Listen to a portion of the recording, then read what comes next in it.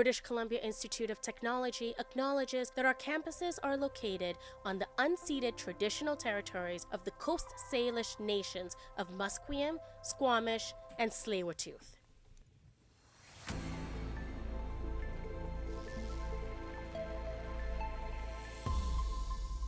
Brr, it's a chilly one this afternoon, folks. I'm Jenny Sung, and we've got your news and sport headlines. The City of Vancouver's proposed budget for 2026 could see food truck operation costs skyrocket.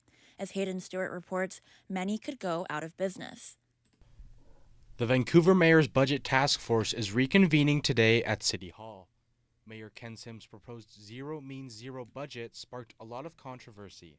It states that property tax will not increase next year. Over 600 people have signed up to speak to the council.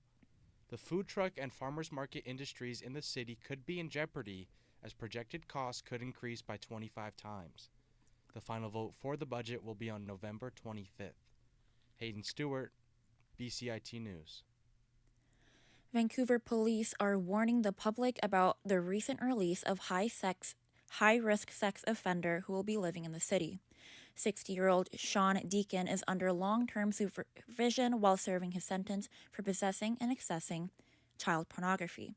Authorities say Deacon poses high risk to children, especially boys. The public is asked to contact police immediately if court-mandated conditions are violated. These conditions include no contact with any children under the age of 16, as well as staying away from places children may be. A man has been stabbed and killed yesterday in Vancouver. This marks the 25th homicide in Vancouver this year. The attack happened yesterday at around 3 o'clock around Granville and Helkeman Street. The victim has yet not been identified but died shortly after being taken to the hospital. Police are urging those who may have any information on the stabbing to contact authorities. And this just in, 48-year-old Kanchal Badwal has pleaded guilty today to manslaughter of an Abbotsford man identified as Hussein. Hussein was killed in 2023 and Badwal was arrested and taken into custody. A sentencing hearing will be scheduled in upcoming weeks. In Abbotsford, police are investigating after shots were fired overnight in what investigators are calling the latest case of extortion-related violence in the city. Abbotsford police were alerted at around 4 in the morning of shots being fired at 2500 block of Jansen Street. Those inside of the home were asleep inside and were not harmed in the attack.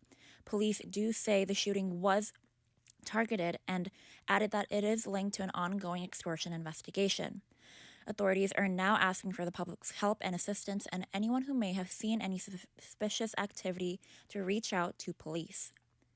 Activists say that Surrey is fracturing over the unprecedented number of extortion-related shootings in the last year. Reporter Aiden Singh has the details on the social fabric of the area and how the violence is ripping it. In 2025, Surrey Police Service recorded 80 victims and 44 individual shots fired calls to go along with 101 extortion files. Last week's town hall shows a community reeling from violence. Resident and member of the BC Youth Parliament, Mokum Singh Malik, says the brazen and repeated attacks are taking a dramatic toll on residents. You know, it used to be a very safe thing that you could go and you could walk around at night in your neighborhood after you ate dinner. You would go and you would interact with your neighbors. You would go on a stroll. That isn't happening anymore. And so we're seeing a fundamental degradation of community, and that has to stop. Malik says the SPS must do more to make the community feel safe again. Aiden Singh, BCIT News. Today, 2 Metro Vancouver residents have been charged with fraud for an alleged scheme at local casinos. It's estimated they have accumulated in over $45,000 in just a 2-week period earlier this year. The 2 charged men have been identified as 50-year-old Yuju Liu and 39-year-old Inderjit Singh. Details surrounding the fraud have not yet been released, and police confirm that one of the suspects had been working at the casino in Westminster at the time. Both of the accused have been released on conditions and will return to court later this year. Tomorrow, both British Columbia and the Yukon will be conducting a provincial-wide test of the emergency alert and messaging systems. A statement from the BC government stated the test will take place at 1:55 p.m. This test will be sent to all compatible cell phones and will interrupt both TV and radio broadcasts. The Yukon will be conducting their own tests as well tomorrow at 1:55. The recent culling in BC on the ostrich farm has been raising some questions. More than 300 ostriches were killed after the Canadian Food Inspection Agency ordered the culling due to an avian flu outbreak that was detected on a BC farm back in December last year. Now questions are being risen, and infectious disease veterinarian Scott Weiss says, quote, they probably weren't infected with the avian flu at the time of the culling, end quote. Weiss and Vancouver-based lawyer Victoria Schroff both say the CFIA could provide greater clarity. The CEO of Canada Post, Doug Ettinger, tells the country that he expects the Postal Service will lose 30,000 employees over the next 10 years due to retirements and voluntary departures. Ettinger tells the People more.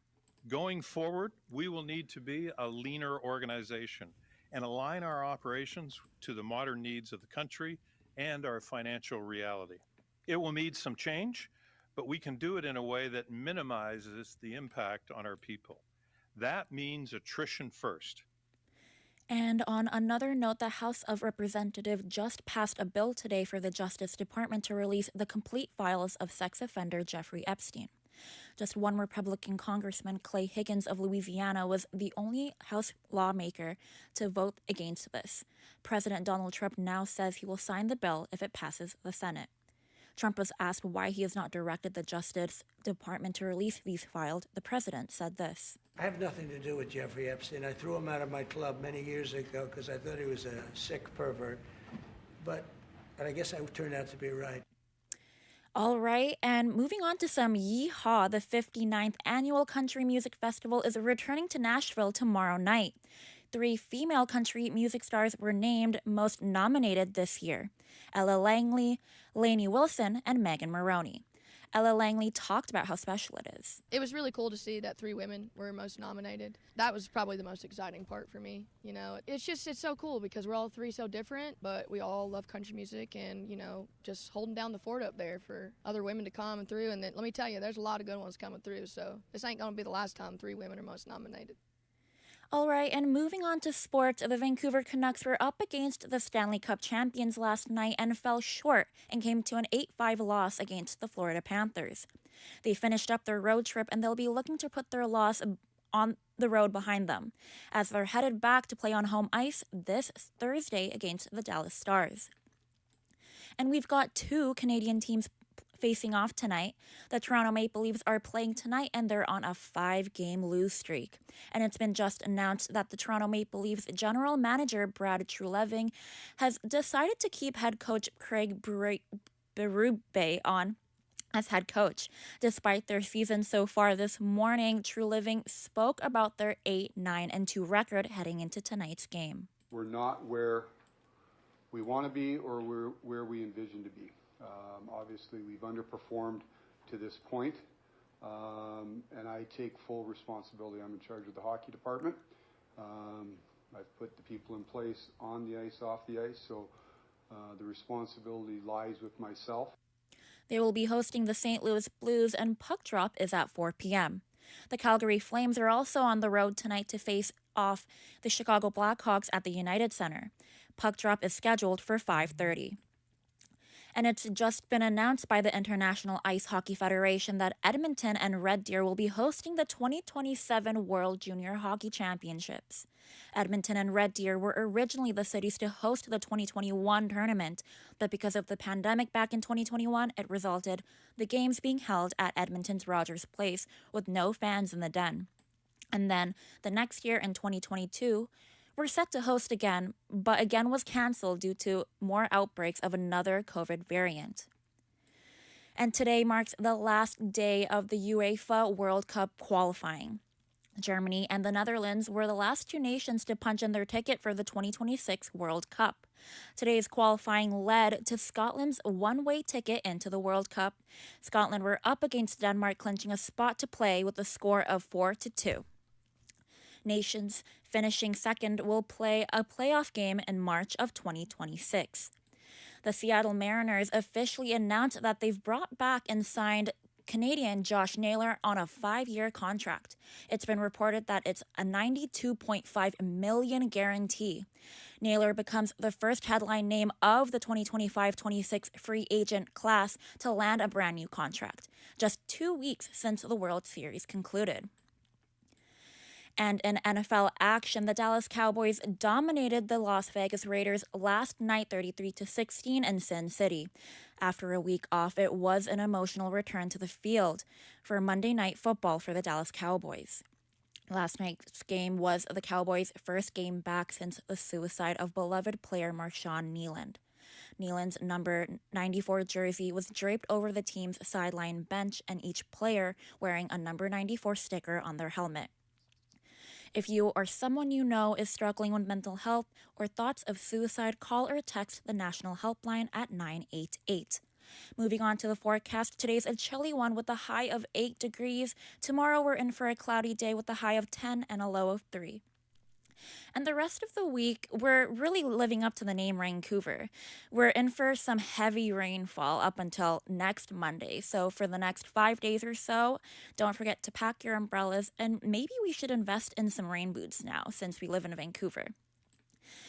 The showers are going to be very heavy, so like I mentioned, pack your umbrellas and wear a raincoat. But yeah, tomorrow it'll be a little cloudy as well. But yeah, the next week it'll be a little clearer. But thanks for tuning in, and tune into Avia Boulay soon. Sayonara and cheerio.